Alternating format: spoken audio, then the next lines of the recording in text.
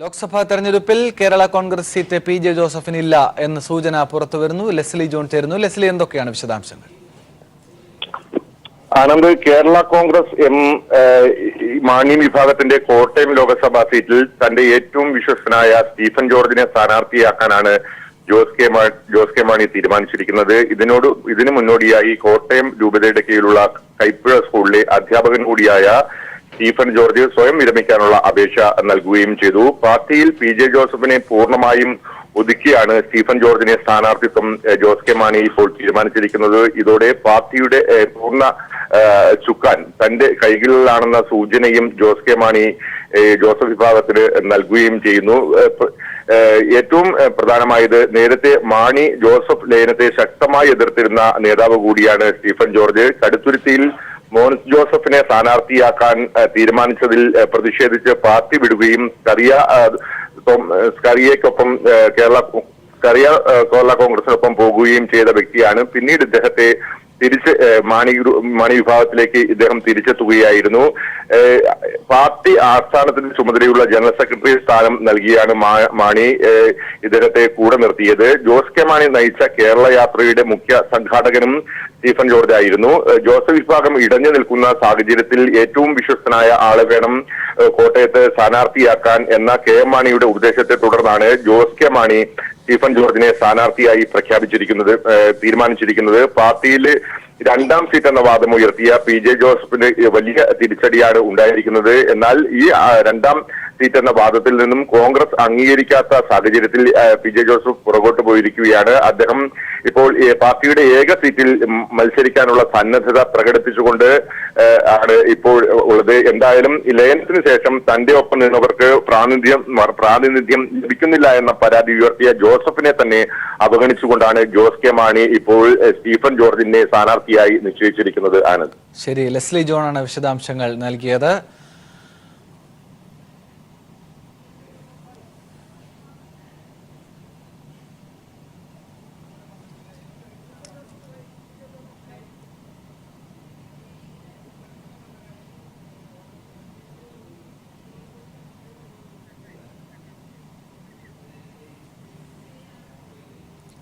കേരള കോൺഗ്രസിന്റെ ഏക സീറ്റിൽ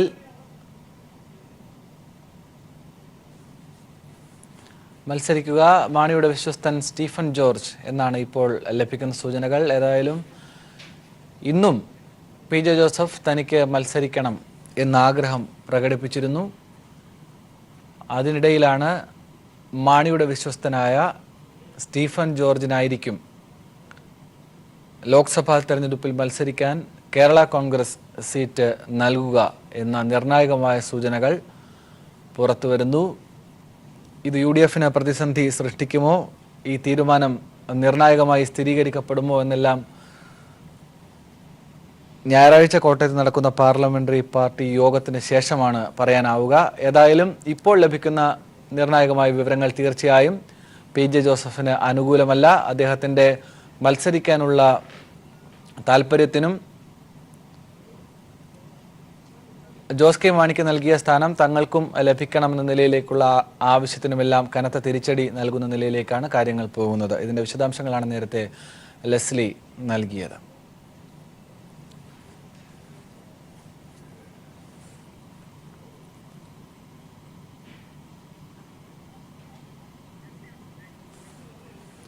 ലെസ്ലി, മറ്റു കാര്യങ്ങൾ കൂടി നമുക്ക് ഈ ഘട്ടത്തിൽ ലഭിക്കുന്ന വിവരങ്ങൾ എന്തൊക്കെയാണ്? സ്റ്റീഫൻ ജോർജിന് ഈ മുൻതൂക്കം ഉണ്ട് എന്ന സൂചനകൾ നമുക്ക് എവിടെ നിന്നാണ് ലഭിക്കുന്നത്?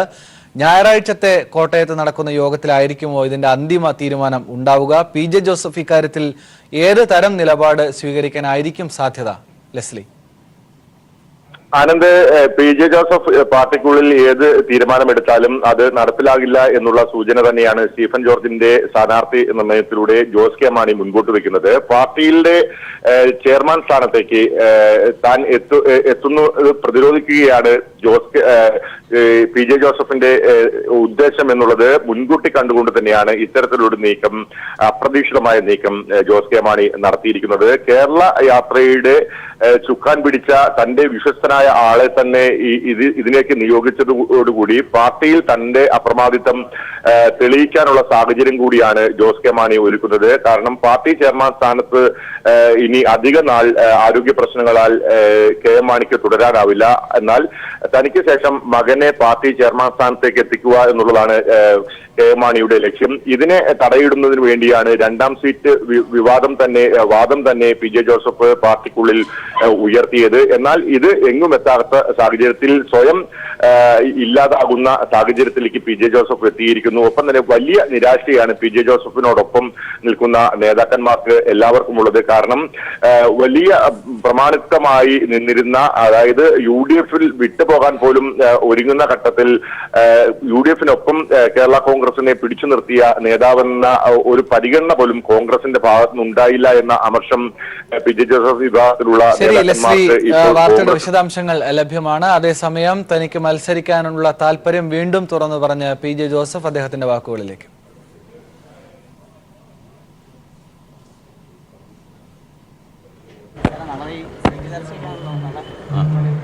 സീറ്റ് ചർച്ചയൊക്കെ തീർന്നു. നമ്മൾ പാർട്ടി കൂടി സ്ഥാനാർത്ഥി തീരുമാനിക്കും. താല്പര്യമുണ്ട്. ഓക്കെ,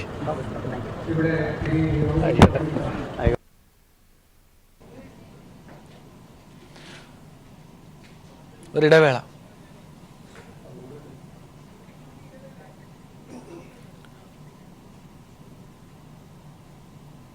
കുമ്മനം രാജശേഖരൻ മിസോറാം ഗവർണർ സ്ഥാനം രാജിവെച്ചു. തിരുവനന്തപുരത്ത് സ്ഥാനാർത്ഥിയാകുമെന്ന് ഏറെക്കുറെ ഉറപ്പായി. ഇപ്പോൾ സന്തോഷ് സർലിംഗ് ചേരുന്നു വിശദാംശങ്ങളുമായി. സന്തോഷ്, എന്തൊക്കെയാണ് ഇതുമായി ബന്ധപ്പെട്ട വിവരങ്ങൾ? കുമ്മനം രാജശേഖരൻ മിസോറാം ഗവർണർ പദവിയിൽ 1 വർഷം പൂർത്തിയാക്കാൻ 2 മാസം ഇനിയും ബാക്കിയുണ്ട്. അപ്പോഴാണ് രാജിക്കത്ത് രാഷ്ട്രപതി സ്വീകരിച്ചു. പകരം ആസാം ഗവർണർ ജഗദീഷ് മുഖ്തിന് മിസോറാമിന്റെ താൽക്കാലിക ചുമതല നൽകിക്കൊണ്ട് ഇപ്പോൾ രാഷ്ട്രപതി ഭവനിൽ നിന്ന് വാർത്താക്കുറിപ്പ് പുറത്തിറങ്ങിയിട്ടുണ്ട്. അടുത്ത ദിവസം തന്നെ കുമ്മനം രാജശേഖരൻ ഡൽഹിയിലെത്തും. തുടർന്ന് കേന്ദ്ര നേതാക്കളുമായി ചർച്ച നടത്തും. അതിനുശേഷമാണ് കേരളത്തിലെത്തുന്നത് എന്നാണ് ഇപ്പോൾ ലഭിച്ചിരിക്കുന്ന വിവരം. തിരുവനന്തപുരത്ത് ലോക്സഭാ സ്ഥാനാർത്ഥിയാകും എന്നാണ് സൂചന. മുരളീധര കൃഷ്ണദാസ് പക്ഷത്തിന്റെ തമ്മിലടിയെ തുടർന്ന് BJP സ്ഥാനാർത്ഥി നിർണയം പോലും അനിശ്ചിതത്വത്തിലായ കേരളത്തിൽ RSSന്റെ ഒരു നിർബന്ധം കൊണ്ടുകൂടിയാണ് ഈ കുമ്മനം രാജശേഖരനെ മടക്കിക്കൊണ്ടുവരുന്നത്. അതേസമയം കുമ്മനത്തിന്റെ മടങ്ങി വരവ് BJP സംസ്ഥാന ഘടകത്തിലെ തർക്കം വഹിക്കാൻ ഇടയാക്കും എന്നും ഒരു വിഭാഗം നേതാക്കൾ ചൂണ്ടിക്കാണിക്കുന്നുണ്ട്. കാരണം മുൻ അധ്യക്ഷനാണ് കുമ്മനം രാജശേഖരൻ. അതുകൊണ്ട് തന്നെ അദ്ദേഹം മടങ്ങിയെത്തുമ്പോൾ ഭാരവാഹിത്വത്തിൽ ഉൾപ്പെടുത്തേണ്ടി വരും. നിലവിലെ അധ്യക്ഷനായ PS ശ്രീധരൻപിള്ളയ്ക്ക് തെരഞ്ഞെടുപ്പിൽ പാർട്ടിയെ നയിക്കാനാകില്ല എന്ന് RSS കരുതുന്നുണ്ട്. അപ്പോൾ കുമ്മനം കൂടി എത്തുമ്പോൾ ഇക്കാര്യത്തിൽ കുറച്ചുകൂടി തെരഞ്ഞെടുപ്പിൽ നേരിടാൻ പാർട്ടിക്കാകും എന്നാണ് അവർ പറയുന്നത്. ഇതുകൂടി അംഗീകരിച്ചുകൊണ്ടാണ് ഇപ്പോൾ കുമ്മനം രാജശേഖരനെ ഗവർണർ സ്ഥാനത്ത് നിന്ന് കേന്ദ്രം മാറ്റാൻ തീരുമാനിച്ചത്. അതേസമയം ഗവർണറായ കുമ്മനത്തിനെ തെരഞ്ഞെടുപ്പിൽ മത്സരിപ്പിക്കുന്നതിനെതിരെ ദേശീയ തലത്തിൽ ഇപ്പോൾ ഒരു പ്രതിഷേധം തുടങ്ങിയിട്ടുണ്ട്. പ്രത്യേകിച്ച് കർണാടക ഗവർണറായ വാജ്പേയി വാല, രാജസ്ഥാൻ ഗവർണർ കല്യാൺ സിംഗ് എന്നിവരും തെരഞ്ഞെടുപ്പിൽ മത്സരിക്കണമെന്ന ആഗ്രഹം കേന്ദ്ര നേതൃത്വത്തെ അറിയിക്കുന്നു. കല്യാൺ സിംഗ് ഉത്തർപ്രദേശിലെ മുൻ മുഖ്യമന്ത്രി കൂടിയാണ്. നിലവിലെ ഒരു സാഹചര്യത്തിൽ ബാബറി മസ്ജിദ് അടക്കമുള്ള വിഷയങ്ങൾ ഉയർത്തിക്കൊണ്ടുവരാൻ തനിക്ക് കഴിയുമെന്നാണ് കല്യാൺ സിംഗ് അറിയിച്ചിരിക്കുന്നത്. അതുകൊണ്ട് തന്നെ കുമ്മനത്തിന് നൽകിയ അവസരം വേണമെന്ന് ആവശ്യപ്പെടുന്നുണ്ട്. അത്തരത്തിൽ പല വിഷയങ്ങളും അല്ലെങ്കിൽ പല തർക്കങ്ങളും ഇതുമായി ബന്ധപ്പെട്ട് ഇപ്പോൾ ഡൽഹിയിൽ ശക്തമായി തുടങ്ങുകയും ചെയ്തിരിക്കും. സന്തോഷ് സർലിംഗ് ആണ് ദില്ലിയിൽ നിന്ന് വിശദാംശങ്ങൾ നൽകിയത്. കോഴിക്കോട് നടന്ന ലീഗ് കോൺഗ്രസ് ഉഭയകക്ഷി ചർച്ച ഇന്നും തീരുമാനമാകാതെ പിരിഞ്ഞു. ഇതിന്റെ വിശദാംശങ്ങളുമായി PV ജോഷില ചേരുന്നുണ്ട്. ജോഷില, എന്തൊക്കെയാണ് വിശദാംശങ്ങൾ? ലീഗ് കോൺഗ്രസ് 3ാം ഘട്ട ചർച്ചയും പരാജയപ്പെട്ടിരിക്കുകയാണ്. 3ാം സീറ്റ് എന്ന ലീഗിന്റെ ആവശ്യത്തെ കോൺഗ്രസ് പാടെ തള്ളുകയായിരുന്നു. യോഗശേഷം ചെന്നിത്തലയും PK കുഞ്ഞാലിക്കുട്ടിയും ലീഗ് നേതാക്കളും പ്രത്യേകമായാണ് വാർത്താ സമ്മേളനം നടത്തിയത്. മുസ്ലിം ലീഗിനോട് പറയാനുള്ളത് പറഞ്ഞു എന്നായിരുന്നു ചെന്നിത്തലയുടെ മറുപടി. നാളെ പാണക്കാട് ചേരുന്ന മുസ്ലിം ലീഗ് പ്രവർത്തക സമിതിയിൽ വിശദമായ ചർച്ച നടക്കുമെന്നും അതിനുശേഷം തീരുമാനം അറിയിക്കാമെന്നുമാണ് PK കുഞ്ഞാലിക്കുട്ടി പറഞ്ഞിരിക്കുന്നത്. അതേസമയം കേരള കോൺഗ്രസിന് 2 സീറ്റ് നൽകാൻ UDF തയ്യാറായാൽ ലീഗിനത് ആത്മാഭിമാന പ്രശ്നമാകും. കഴിഞ്ഞ ദിവസം ചേർന്ന യൂത്ത് ലീഗ് സംസ്ഥാന ക്യാമ്പിൽ 3ാം സീറ്റ് ആവശ്യപ്പെടണമെന്ന വാദം ശക്തമായിരുന്നു.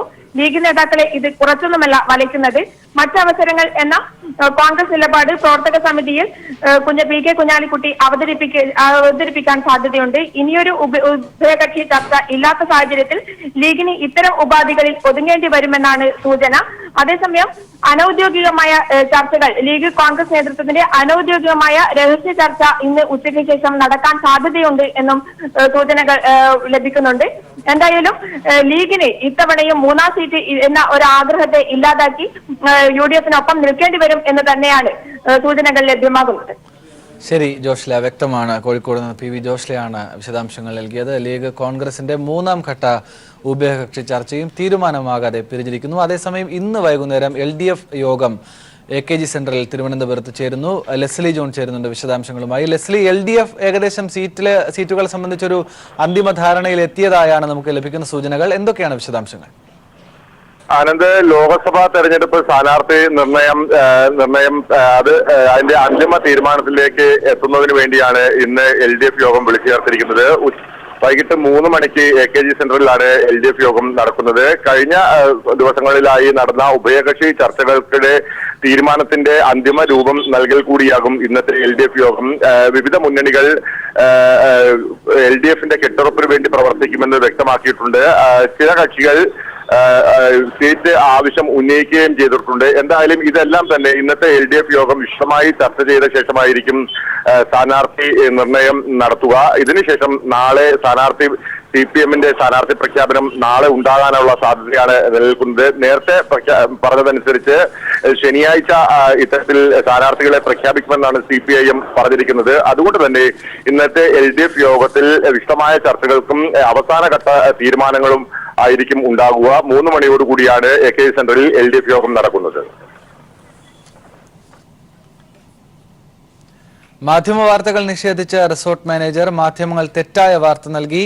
പോലീസ് വന്നപ്പോൾ സ്ഥലത്തുണ്ടായിരുന്നില്ല. പോലീസാണ് ആദ്യം വെടിവെച്ചതെന്ന് പറഞ്ഞിട്ടില്ലെന്നും റിസോർട്ട് മാനേജർ പറഞ്ഞു. കഴിഞ്ഞ ദിവസം ഞാൻ പറഞ്ഞത് പോലീസ് വന്നതിന് ശേഷമാണ് വെടിവെപ്പ് ഉണ്ടായത് എന്നാണ്.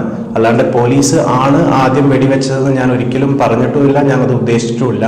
കാരണം ഇവിടെ ഉണ്ടായിരുന്ന ആളുകൾ ഓൾറെഡി പറഞ്ഞതാണ് ആദ്യം വെടിവെച്ചത് മാവോയിസ്റ്റ് ആണ് എന്നാണ്. കാരണം ഞാൻ ഈ സംഭവം നടക്കുമ്പോൾ ഞാൻ ഈ റിസോർട്ടിൻ്റെ അകത്തില്ല, ഇവിടുന്ന് കുറച്ച് ദൂരെയായിട്ട് എൻ്റെ വീട്ടിലായിരുന്നു ഞാൻ ഉണ്ടായിരുന്നത്. അപ്പം ഞാൻ പറയാത്ത കാര്യം ചില മാധ്യമങ്ങൾ വളച്ചൊടിച്ച് ഞാൻ അങ്ങനെ പോലീസാണ് ആദ്യം വെടിവെച്ചത് എന്ന് ഞാൻ പറഞ്ഞതായിട്ട് പ്രചരിപ്പിക്കുന്നുണ്ട്.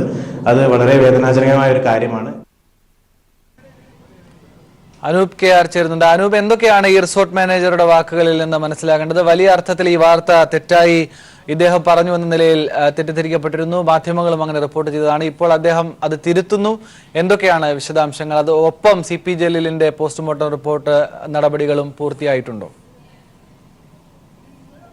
അനൂപ്, കഴിഞ്ഞ ദിവസമുണ്ടായ ഏറ്റുമുട്ടൽ സംബന്ധിച്ച് പോലീസ് പറയുന്ന വാദങ്ങൾ നിഷേധിച്ചുകൊണ്ടാണ് ഇത്തരത്തിൽ ആദ്യം ഒരു വാർത്തയുണ്ടാകുന്നത്. ആദ്യം ഈ റിസോർട്ട് മാനേജർ അല്ലെങ്കിൽ റിസോർട്ട് ജീവനക്കാർ പറഞ്ഞത് പോലീസിന്റെ ഭാഗത്തു നിന്നാണ് ആദ്യം വെടിവെപ്പ് ഉണ്ടായത് എന്നുള്ള തരത്തിലായിരുന്നു. എന്നാൽ അത് പൂർണ്ണമായും നിഷേധിക്കുകയാണ് റിസോർട്ട് മാനേജർ. ഇത്തരം ഒരു കാര്യം നേരത്തെ താൻ പറഞ്ഞിട്ടില്ല. മാധ്യമങ്ങൾ തെറ്റായാണ്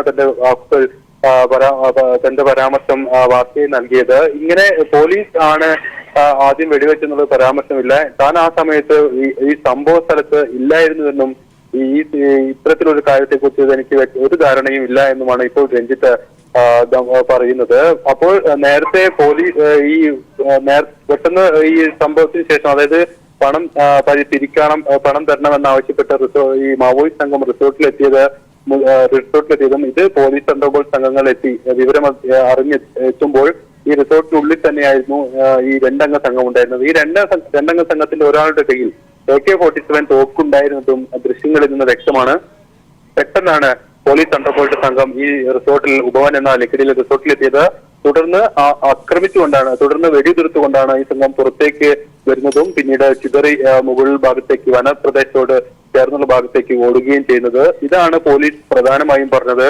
ഇവിടെ ആദ്യ ഘട്ടത്തിൽ മാവോയിസ്റ്റ് സംഘത്തിന്റെ ഭാഗത്തു നിന്ന് വെടിവെപ്പുണ്ടായി. ഇതേ തുടർന്നാണ് ശക്തമായ ഏറ്റുമുട്ടലിലേക്ക് രാത്രി 9 മണിയോടുകൂടി കാര്യങ്ങൾ പോയത്. പിന്നീട് തുടർച്ചയായി വെടിവെപ്പുണ്ടായി. ഏതാണ്ട് അർദ്ധരാത്രിയോളം നീണ്ട വെടിവെപ്പാണ് ഉണ്ടായത്. അതിനുശേഷമാണ് സംഘത്തിലൊരാൾ പരിക്കേറ്റ് മുകൾ ഭാഗത്തേക്ക് വനത്തോട് ചേർന്നുള്ള പ്രദേശത്തേക്ക് ഓടിപ്പോവുകയും കാട്ടിനുള്ളിലേക്ക് വരികയും ചെയ്തത്. എന്നാൽ ഇതിനിടെയാണ് വെടിയേറ്റത്, മറ്റൊരാൾക്ക് ഈ CP ജലീലിനെ വെടിയേറ്റത് എന്നുള്ളൊരു കാര്യമായിരുന്നു പോലീസ് വിശദീകരിച്ചത്. നിഷേധിച്ചുകൊണ്ടായിരുന്നു നേരത്തെ റിസോർട്ട് മാനേജർ രംഗത്ത് വന്നത്. എന്നാൽ ഇത് ഏറ്റുമുട്ടൽ നടന്നു എന്ന് വ്യക്തമായി സൂചിപ്പിക്കുന്ന വിധത്തിലാണ് ഇപ്പോൾ റിസോർട്ട് മാനേജറുടെ പരാമർശവും നേരത്തെയുള്ള വാർത്ത നിഷേധിച്ചുകൊണ്ടുള്ള പരാമർശവും. അതോടൊപ്പം തന്നെ ഈ സംഘത്തിലെ അല്ലെങ്കിൽ മാവോയിസ്റ്റ് സംഘത്തിലെ ഒരാൾ AK-47 തോക്ക് ആണ് അദ്ദേഹത്തിന്റെ കയ്യിലുണ്ടായിരുന്നത് എന്നുള്ള കൃത്യമായ ദൃശ്യവും പുറത്തു വന്നതിൽ വ്യക്തമാകുന്നത്. ഏതായാലും ഈ നേരത്തെ ഉണ്ടായിരുന്ന വാർത്തകൾ പൂർണ്ണമായും ഇപ്പോൾ റിസോർട്ട് മാനേജർ നിഷേധിച്ചിട്ടുണ്ട്. ഈ സംഭവ സമയത്ത് ഈ കാണാത്ത കാര്യം താൻ പറഞ്ഞു എന്നുള്ള തരത്തിലുള്ള വാർത്തകളാണ് പിന്നീട് മാധ്യമങ്ങളിൽ നൽകിയത്. പോലീസിന്റെ ഭാഗത്തുനിന്ന് ആദ്യം ഏറ്റുമുട്ടലുണ്ടായോ, ആരുടെ ഭാഗത്താണ് ആദ്യം വെടിയുതിർത്തത് എന്നുള്ള തരത്തിലൊന്നും ഒരു ധാരണയും തനിക്കില്ല. കാരണം താൻ ആ സ്ഥലത്തില്ലായിരുന്നു എന്ന വ്യക്തമായ മറുപടിയാണ്, അല്ലെങ്കിൽ വ്യക്തമായ ഒരു പരാമർശമാണ് ഇപ്പോൾ റിസോർട്ട് മാനേജർ ഈ സംഭവവുമായി ബന്ധപ്പെട്ട് ഒടുവിൽ നൽകിയിരിക്കുന്നത്. പ്രധാനമായും ഇക്കാര്യത്തിൽ മനസ്സിലാക്കേണ്ടത് ഈ AK-47 പോലുള്ള ഒരു അത്തരത്തിലുള്ള ഒരു തോക്കുമായാണ് സംഘം സ്ഥലത്തുനിന്ന്. തീർച്ചയായും പോലീസ് സംഘം സ്ഥലത്തെത്തിയപ്പോൾ വെടിവെപ്പുണ്ടായിരിക്കാം.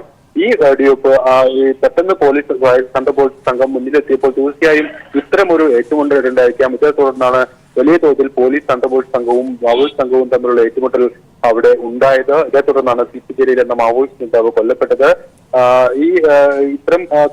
ഇന്നലെ നടന്ന ഇൻക്വസ്റ്റിലും ഏതാണ്ട് ഈ ഇത്തരത്തിലുള്ള കാര്യങ്ങൾ കൂടുതൽ വ്യക്തമാകുന്ന തരത്തിൽ ഉള്ള ഇൻക്വസ്റ്റ് റിപ്പോർട്ടാണ് രാവിലെ പുറത്തു വന്നത്. കാരണം ഈ മൃതശരീരത്തിനോട് ചേർന്ന് മറ്റൊരു തോക്കുമുണ്ടായിരുന്നു. അതോടൊപ്പം തന്നെ ഈ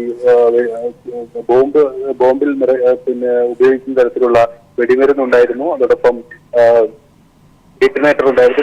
അങ്ങനെ ചില സൂചനകൾ കൂടിയും പോലീസിന് ലഭിച്ചിരുന്നു. അതോടൊപ്പം തന്നെ പോലീസ് വാഹനത്തിനേറ്റ വെടിവെപ്പിൽ പോലീസ് വാഹനത്തിന് പരിക്കേറ്റു. ഈ സംഭവ സ്ഥലത്ത് നിന്ന് വെടിവെപ്പിന് ശേഷം പോലീസ് പരിശോധനയ്ക്ക് ശേഷം ലഭിച്ച ചില വസ്തുക്കളിൽ പോലീസ് തോക്കുകളിൽ നിന്നല്ലാത്ത വെടിയുണ്ടകളുടെ തിരകളുടെ ശേഷിപ്പുകളും മറ്റും പോലീസിന് ലഭിക്കുകയും ചെയ്തിരുന്നു.